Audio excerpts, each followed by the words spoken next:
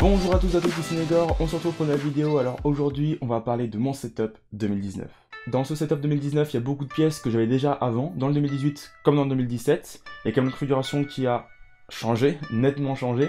On a les périphériques aussi, j'ai un nouveau clavier, un nouveau casque, un nouvel écran. Et j'ai aussi un petit HTC Vive qui se trouve juste derrière moi. Au niveau des périphériques on commence tout de suite avec la Rival 650. C'est une petite souris que j'ai achetée il y a de cela à peu près 6-7 mois. Une souris sans fil, donc de gaming, donc de la marque SteelSeries. Elle est très bien, elle est un petit peu lourde quand même en main, faut s'habituer à la prise en main, mais elle est vraiment cool. Avant j'avais une Rival 310, donc c'est la souris gaming e-sport par excellence en ce moment, surtout chez SteelSeries.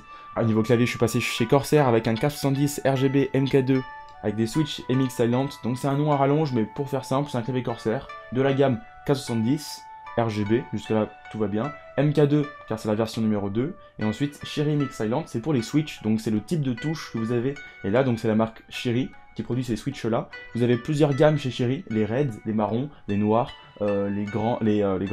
Ensuite au niveau du casque, j'utilise un Pointronix Rig 800 HD, donc c'est un casque sans fil compatible Dolby Atmos. Vous avez la vidéo en description ou dans le petit en haut à droite si ça s'affiche. C'est un très bon casque sans fil, c'est un casque ouvert donc on entend les bruits qu'il y a autour, mais c'est un très bon son, c'est assez fiable au niveau du son. Maintenant attention, certains jeux ne prennent pas en compte le Dolby Atmos et donc la qualité est un petit peu moindre, mais quand par exemple je joue à un Gear 5 qui est compatible Dolby Atmos, c'est juste magnifique, le son est juste parfait. J'en ai pas parlé, mais niveau tapis de souris, j'en ai deux. J'ai un Cougar Arena que vous trouvez juste ici. Donc c'est un grand tapis de souris où je pose mon clavier. Sur le côté gauche, souvent je pose mon téléphone quand il est pas rechargé. Je pose mes clés, enfin n'importe quoi. Ça évite de rayer le bureau. Et au niveau de la souris, j'ai un grand SteelSeries Eevee. Je l'ai depuis maintenant un an, je pense, quelque chose comme ça. Il fait très mal le taf. Voilà, il n'y a rien à dire dessus, c'est SteelSeries, ça dure dans le temps. Là, dès que je le change, il est un petit peu vieux, mais en tout cas, ça tient très bien. Au niveau de l'écran, je suis passé chez Acer pour avoir un Acer Predator, le XB1 en 2K, donc Quad HD ou 1140p. C'est exactement la même chose, hein, c'est juste trois noms différents pour dire la même chose. C'est un écran 165 Hz au maximum, avec la technologie G-Sync. Et ça, c'est vraiment un bien fou en gaming. C'est juste monstrueux en fait parce que vos images ne laguent jamais. Ensuite, au niveau du 165 Hz, donc du taux de rafraîchissement à l'écran, il est 1 ms, hein, j'en parle pas mais c'est logique. C'est fini en fait, je dois rester à 165, j'ai pas le choix. Je peux pas redescendre en dessous de 60, enfin non, c'est improbable, c'est impossible, je ne peux plus, c'est fini.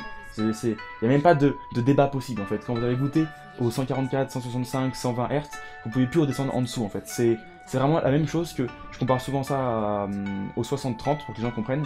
C'est-à-dire que quand vous jouez à 60, quand on vous dit allez sur console jouer un FPS ou un jeu solo en 30 FPS, ça vous pique les yeux. Bah c'est la même chose, c'est le même rendu, c'est la même échelle que quand vous faites 144, 60 ou 165, 60. C'est juste horrible en fait. J'ai l'impression que le jeu lag, qu'il manque des images, c'est pas fluide. Et c'est étonnant parce qu'on s'en rend pas compte au début quand on joue au 60 constamment, mais quand on passe au 144 on dit ah oui d'accord, donc là je vois totalement toute l'image bouger. Et c'est ça qui est vraiment net, c'est vraiment incroyable. Je vous mets aussi une vidéo en description qui vous montre les comparatifs des 60, 144, 165 et 240 Hz. Vous allez voir la différence et comprendre très facilement comment ça fonctionne.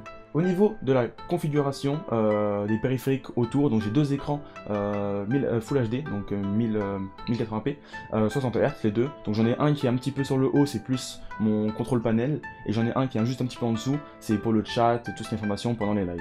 Au niveau du processeur, j'ai choisi Intel, c'est donc un Intel Core i7 8086K overclocké à 5 GHz. C'est un bon processeur qui chauffe un petit peu quand même, c'est une réédition du 8086K de l'époque, donc c'est une édition limitée, que j'ai pu acheter très cher à l'époque, quand même 500 € le processeur, c'est quand même assez cher pour le peu de performance qu'il offrait par rapport à celui qui était juste en dessous, le 8700K. Pour accompagner le processeur, 32 Go de RAM de chez G-Skill, donc 4 barrettes de 8 Go à 3200 MHz, case 16. Et maintenant, le gros de la configuration.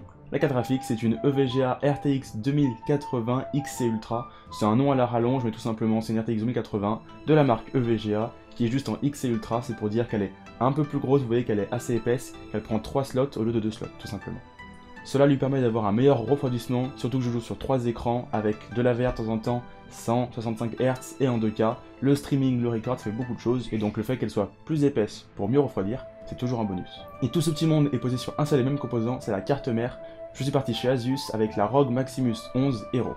C'est une grosse carte mère qui est vraiment très jolie, très bien finie, avec tout ce qu'il faut à l'intérieur, niveau des prises, du BIOS, tout est magnifique, c'est juste parfait, ça ne bug pas, ça me fonctionne, c'est incroyable. Avant j'avais une carte mère Gigabyte, pour ceux qui avaient suivi tout début du PC en 2018, J'avais une Gigabyte, ça marchait très bien, mais j'aimais pas du tout le BIOS. Et le logiciel était un peu bizarre, je trouvais que c'était un petit peu trop années 2000.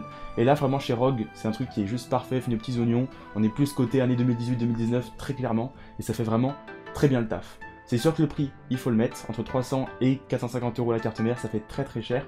Mais quand on a un PC comme ça, on préfère que tous ces composants soient branchés sur un même composant. Ça ne veut rien dire, mais vous avez compris. Sur le même composant et que celui-ci soit très fonctionnel, et donc c'est la carte mère. Et enfin, pour terminer, donc on va parler du water cooling que vous voyez juste autour avec le boîtier. Donc tout ça c'est Thermaltake. Donc le boîtier c'est un Zotower 900. J'ai fait une vidéo sur la chaîne quand je l'ai monté. Alors j'ai failli le présenter sur la chaîne, mais j'ai eu quelques petits soucis au niveau du tournage et tout, il y avait plein de problèmes dessus, donc du coup j'ai pas fait la vidéo. Mais vous avez la vidéo du water cooling quand je l'ai monté, au travail et aussi chez moi, parce que j'en ai monté 2D comme ça. Et le water cooling custom, donc c'est un water cooling Thermaltake aussi, totalement Thermaltake, avec des tubes rigides que j'ai moulés moi-même tout seul, vous avez la vidéo sur la chaîne. Avec du coup un water block, c'est un Pacific W5, donc c'est le nouveau de chez Thermaltake. Ensuite au niveau de la pompe, on est sur une PR22D5 si je ne me trompe pas, donc c'est un combo pompe réservoir RGB. Le liquide c'est un P1000, donc aussi de chez Thermaltake, donc c'est un bon liquide de water cooling qui ne ramène pas d'algues, tout ça, tout ce qui est classique, qui refroidit très bien. Niveau du radiateur, on est sur un gros radiateur en cuivre de 360 mm, donc c'est 36 cm de hauteur tout simplement, en 3 ventilateurs, et qui est épais d'environ à peu près 5 cm, donc c'est très épais, et pourtant, ça refroidit pas si bien que ça au final en fin de compte. Mon processeur chauffe beaucoup, et donc du coup ça compense pas assez ce radiateur. Il faudrait que je passe en double radiateur ou alors en double ventilateur, mais là ça ferait beaucoup trop de bruit, et ça coûte beaucoup trop cher. On va maintenant parler du HTC Vive, c'est un casque sorti en 2016. Quand il est sorti, c'était un des meilleurs sur le marché, un des premiers à proposer de la réalité virtuelle en temps réel depuis un PC, sans temps de latence, et c'était juste incroyable quand c'est sorti. Maintenant, il y en a beaucoup d'autres, il y a l'Oculus Quest, l'Oculus Rift, vous avez l'HTC Vive Pro, les Pimax, il y en a beaucoup des casques virtuels, sans fil, avec fil, sans PC, sans PC. Si vous voulez en acheter un, je vous conseille juste l'Oculus Quest, donc c'est un casque qui se met sur la tête, sans fil, sans casque, sans rien, sur batterie. Vous prenez une grosse batterie de chez Anker sur Amazon, ça coûte 30 €. Vous pouvez recharger 10 fois le casque, sans souci, genre tout va bien. Et vous branchez votre casque à votre batterie et vous pouvez jouer dans la rue tranquille avec votre casque. Chez HTC Vive, pour moi, j'ai 2 capteurs dans la pièce. J'en ai un qui est au-dessus du PC sur la gauche et un qui est sur la droite de ma chambre juste là. Et donc je peux jouer à Beat Saber en temps réel, en stream avec le PC. Et en même temps, record la vidéo que vous voyez devant vous, sur vos yeux.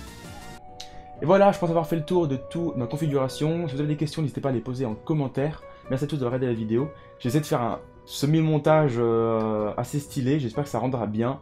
Si vous aimez, laissez un pouce bleu et laissez un commentaire si vous avez des questions, encore une fois. Je me répète, ciao tout le monde, c'était Negor, et surtout, portez-vous bien et abonnez-vous. Merci beaucoup, à la prochaine. Ciao, bisous.